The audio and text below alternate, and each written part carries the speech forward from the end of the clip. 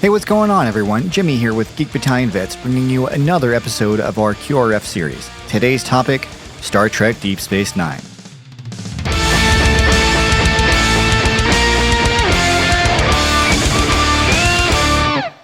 First, I'd like to thank everyone that has liked, shared, commented, or sent us messages on any of our social media platforms.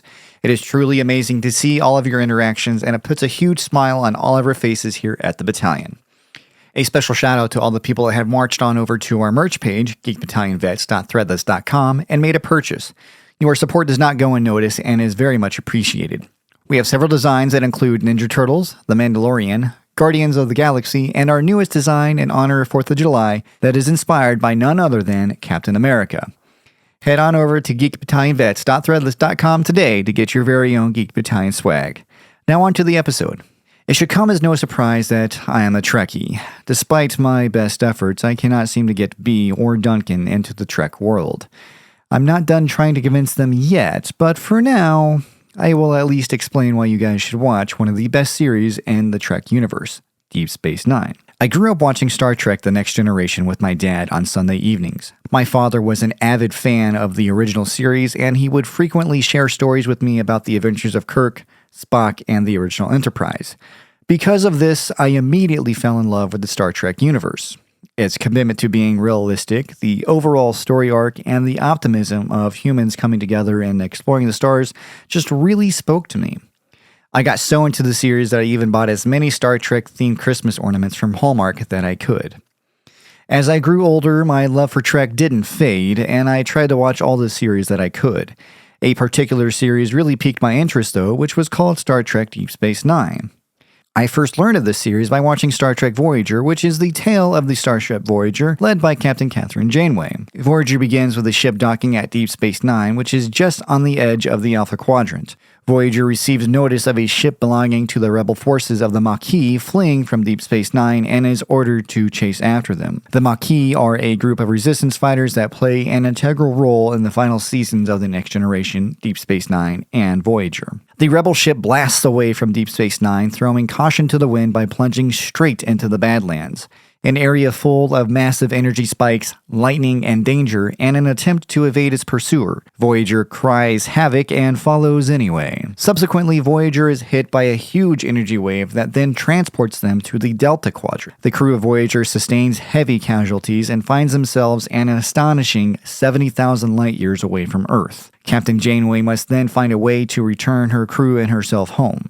Voyager is a great standalone series, but is made better by DS9 and Next Generation. I strongly encourage anyone to check that series out as well. As with all things in the 90s, if you didn't initially catch it when it was broadcast, you effectively missed it forever. Unless you purchased the video set from some big box store. I never did buy DS9, and it faded from memory for me. With the advent of streaming services, I discovered it again, and at the recommendation of my wife, I dove back into the series recently and watched it from beginning to end. Deep Space Nine first aired in 1992 and acts as a bridge between The Next Generation and Voyager. It begins right as the Federation is occupying, repairing, and refitting a newly liberated Cardassian space station. The Federation uses this station as a staging port where many species of aliens travel to it and through it. You can think of the station almost as a very large international airport with a customs checkpoint complete with bar, strip club, casino, massage suites, and shops, but in space. What's different with this series is that the majority of the story takes place at the space station rather than planet to planet as we have seen in previous versions of Trek. The series starts off quite slow and is admittedly a drag to get through. There are several episodes that are just out there, even by Trek standards. Most notably, the episode Move Along Home. In this episode, we find that the crew of Deep Space Nine has been sucked into a child's game where they must solve a labyrinth of deadly puzzles and laughably sing and dance along to a child's song called Ala Moraine. Don't worry, I won't sing it here and I'll spare you the earworm. The episode has been voted as the worst episode in all of Trekdom and is the ire of many fellow Trekkies. However, once you make it past the first 2 seasons, the show really finds its feet and captures the viewer's attention. It is full of all things Trek to include exploration, finding one's true self, strange alien species, gambling, some spy thriller episodes, a good bit of political intrigue, and of course, what Trek series would be complete without the enigmatic Q, played by none other than John Delancey. Deep Space Nine is a space station that was purpose-built by the Cardassians as a stronghold and strategic base during their occupation of the planet Bajor.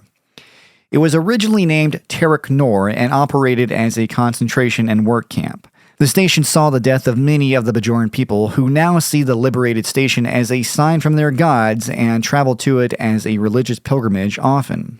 The Cardassians are a gray reptilian humanoid species with a culture rooted in militarism and pride themselves on being the greatest warriors in the galaxy.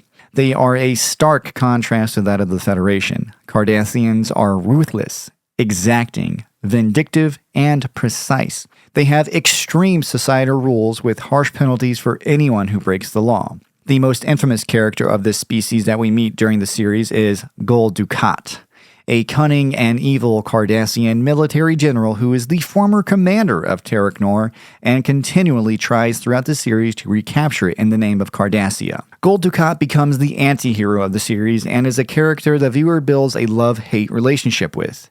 He seems to always be one step ahead of the crew of DS9 and is continually springing new traps and entanglements that hamper the DS9 crew's day-to-day operations. He spends the majority of the series trying to either win the heart of the Bajoran Major Kira Nerys, or as I already mentioned, retaking his beloved Terok Nor. The storytelling is so well done that at times you find yourself rooting for this big bad evil guy to succeed. The writers do a fantastic job on his story arc and character transformation. They create a believable and multi-layered character that you, surprisingly, can relate with at times. His story arc of dealing with the Paul race is one that is unexpected and emotional. Now, Deep Space Nine is located near the planet Bajor and is where we meet our protagonist, Captain Benjamin Sisko, probably one of the most compelling and relatable characters in the Trek universe. He has a 14-year-old son named Jake, and they are from New Orleans, Louisiana, where Sisko's father owns a Cajun-style restaurant. Though it is the 24th century, Sisko has a strong love for America's pastime, baseball, and he keeps one on his desk. The baseball becomes a frequent accessory to Sisko's character, and we see it used throughout the series to mark special moments and occasions. Captain Sisko's mission is to run the space station simultaneously with the Bajorans. He is to observe and offer assistance to them as necessary, as they have just won their freedom from the Cardassians after a brutal occupation through guerrilla warfare. The occupation has threads of similarity to that of Nazi Germany's occupation of Poland and the surrounding countries during World War II, and we see the parallel often. Bajor is not yet a member of the United Federation of Planets, but is petitioning to join them.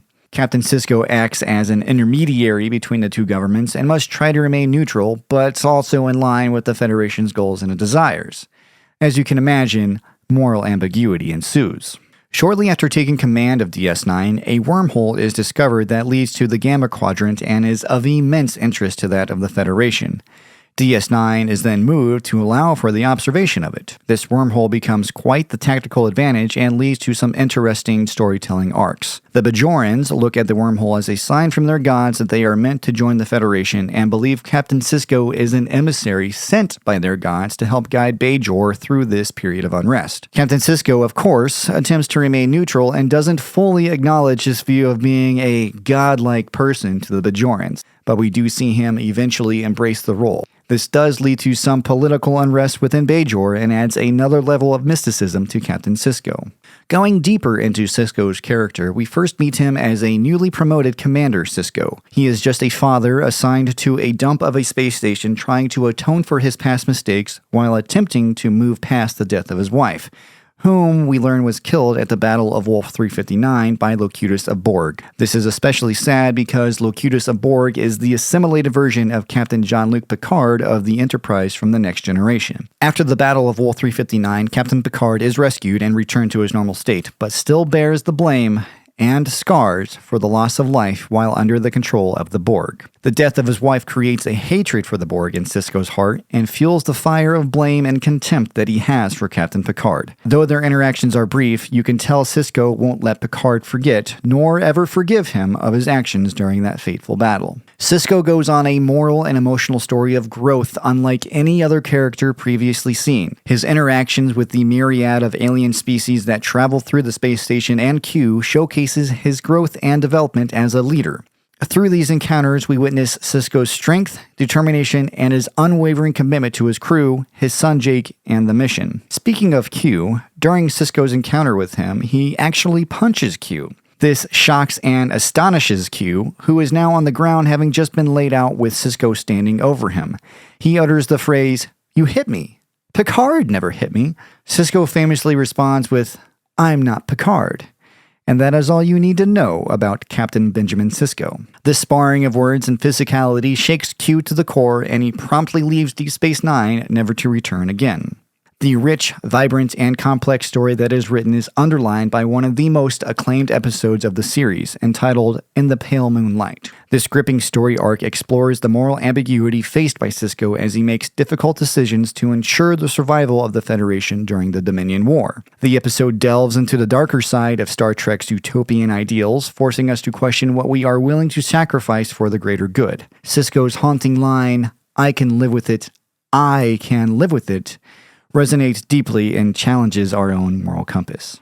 Deep Space Nine excels in its portrayal of multidimensional characters and intricate storylines. The series offers a diverse ensemble cast, each with their own unique arcs and development. From the spiritual journey of Major Kira Nerys versus the treacherous Win Adami, to the conniving bar and casino owner Ferengi Quark, to the ever-reliable station engineer Chief Miles O'Brien, who always has something to fix and can never seem to catch a break. Some will recognize him as the chief transporter operator from Star Trek Next Generation. Then there's a simple Cardassian Taylor Garrick, a former member of the Cardassian military who is rumored or possibly confirmed to be a spy. Garrick cultivates a fantastic friendship with the station's chief medical officer, Dr. Julian Bashir, where, in one memorable conversation about twisting the truth, Garrick is asked by Dr. Bashir, "Out of all the stories you told me, which ones that you told me were true and which ones weren't?" Garrick states, "My dear doctor, they're all true." Dr. Bashir asks, "Even the lies?" Garrick responds, "Especially the lies." Deep Space Nine is filled to the brim with new types of aliens and species never before seen within the universe of Trek. We meet the changeling Odo, the station's security officer who has the ability to take form of anything he sees, but struggles with human facial features. Odo becomes an integral part of the Deep Space Nine crew and has no idea the importance he will eventually play in the series. We meet Jadzia Dax, a female Trill that is the host to a long-living symbiont species named Dax. This symbiont species shares their lifelong knowledge and memories with its host, making for some intriguing character relationships. In fact, Sisko previously worked with Dax and its previous host, an older man, and often refers to Jadzia Dax as Old Man. Throughout the series, Deep Space Nine has the threat of war looming overhead like a dam about to break. The dam does eventually burst and war breaks out. We discover that it's against a collective of species fighting together against the Federation known as the Dominion. This collective is primarily comprised of a species referred to as the Founders. The Founders stay hidden, though, in the shadows, but are extremely powerful beings. They use a species called the Vorta as their liaisons and messengers. They use a warrior species known as the Jem'Hadar as their enforcers. The Jem'Hadar are raised from a young age to become fighters and are made to become dependent on a drug known as Ketracel White from birth, which is how the Founders maintain control over them. During the breakout of the Dominion War, the narrative expands beyond the confines of the space station. This expansion is facilitated by the introduction of the beloved Klingon character, Worf. Worf's arrival not only brings his formidable warrior skills to the forefront, but also introduces a remarkable vessel known as the Defiant. The Defiant is an attack ship of immense power specifically designed to combat the Dominion threat. One of the most intriguing aspects of the Defiant is its possession of a secret ability, which I won't spoil here. This hidden feature, though, adds an element of mystery and surprise to the ship's capabilities, further enhancing its significance in the ongoing conflict. Captain Sisko frequently harnesses the Defiant's formidable firepower and unique attributes to engage and overcome the relentless forces of the Dominion and the Jem'Hadar. The Defiant's contributions to the war effort cannot be overstated. Its agility, firepower, and advanced technology make it a worthy adversary against Dominion forces. Its presence not only symbolizes a turning point in the series, but also highlights the strategic importance of the Dominion War and the unyielding determination of the Federation to defend the Alpha Quadrant from this powerful enemy. The complex relationships and growth of these characters make for compelling and gritty storytelling. The ongoing narrative arcs such as the Dominion War and the exploration of the Bajoran culture add depth and complexity to the series. Overall, the captivating world of Deep Space Nine offers a unique blend of compelling characters, intricately woven storylines, and moral dilemmas. Deep Space Nine tackles a range of socio-political themes that remain relevant especially today, from precarious religious conflict to an entire arc about racial tensions. DS9 dares even to address the gruesome side of war with the lingering effects of PTSD and the struggle with suicide. The series fearlessly delves into these complex societal issues, managing to leave the viewer feeling satisfied. The exploration of war, diplomacy, and the consequence of power creates a thought-provoking viewing experience. Deep Space Nine challenges us to reflect on our own world and the choices we make as a society. The series comes to a climactic end full of risk, reward, and more questions than answers on some of the most important story arcs. Star Trek Deep Space Nine lasted 7 seasons from 1992 to 1997 with 176 episodes. It offers a unique and immersive viewing experience. Through Captain Sisko's interactions and impactful episodes, the series pushes boundaries, forcing us to question our beliefs and ethical standards. With its intricate characters, rich storytelling, and exploration of socio-political themes, Deep Space Nine stands as a testament to the enduring legacy of the Star Trek franchise. It holds up today as one of the best series in the Star Trek universe and is one of my favorite series of all time. I hope you enjoyed this QRF into the world of DS9 and that you might just pay it a visit. If you like this QRF, be sure to let us know. We'd love to hear your thoughts, good, bad, or otherwise, so send them our way on all of our socials. You can find us on Twitter and Instagram at GeekBNVets, that's Geek Bravo November Vets. You can also email us at geekbattalionvets@gmail.com. Remember to check our full line of merch available at geekbattalionvets.threadless.com and snag a shirt or two. Thank you again for joining me. I've been Jimmy of the Geek Battalion Vets. May you boldly go where no one has gone before.